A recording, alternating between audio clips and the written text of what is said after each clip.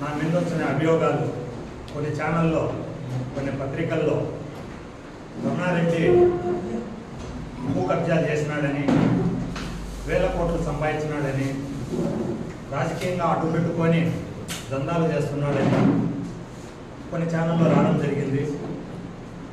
దాని కారణంగా మనందరినీ పిలిపించి ఈ వివరణ ఇస్తున్నా, ఈరోజు డాక్యుమెంట్ సహా మీకు ప్రూఫ్తో ఇస్తున్నా.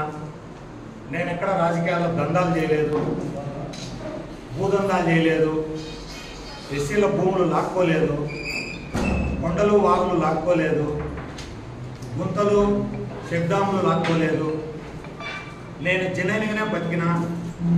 నేను గత సంవత్సరాల నుంచి 20 సంవత్సరాల రాజకీయ అనుభవంలో గోవిందరెడ్డి అన్న నాయకత్వంలో ఆయన శిశునిగా నేను కొనసాగుతూ కంటిన్యూగా ఇప్పుడు 20 సంవత్సరాల రాజకీయాల్లో ఆయనతో పాటు ఉంటున్నా.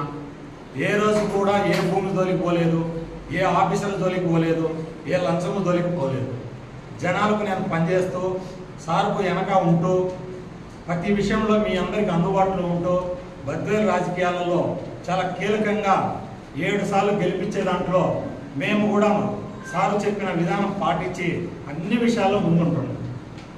రాజకీయంగా నేను ఎదుగుతున్నానని, బిజినెస్గా నేను ఎదుగుతున్నానని చెప్పి ఒక కుయుత్తులు పడే నక్కలు వెనక ఉండి నడిపించి పేపు డాక్యుమెంట్లు తీసుకొని ఈ డాక్యుమెంట్లు రమణారెడ్డి కబ్జా చేసినాడని చెప్పి నా మీద అభియోగం చేసినాడు. ఈరోజు మీ ముందే నేను చెప్తున్నా, ఇదే డాక్యుమెంట్ పేకగినైతే మీరు ఏం చెప్తే దానికి నేను శిక్ష అర్హంగా ఉంటా.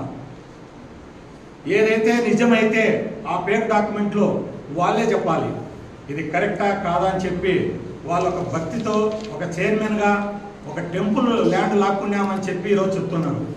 ఒక చైర్మన్గా చేసేటప్పుడు ఆ ల్యాండ్ టైటిల్ ఎలా ఉంటుంది, ఎవరికి ఇస్తున్నారు, ఎక్కడ ఉందనేది అడగకుండా ఒక పేక్ డాక్యుమెంట్ రిజిస్ట్రేషన్ చేసుకొని ఈరోజు టీవీలకు ఎక్కి నా మీద బదనాం చేస్తున్నారు.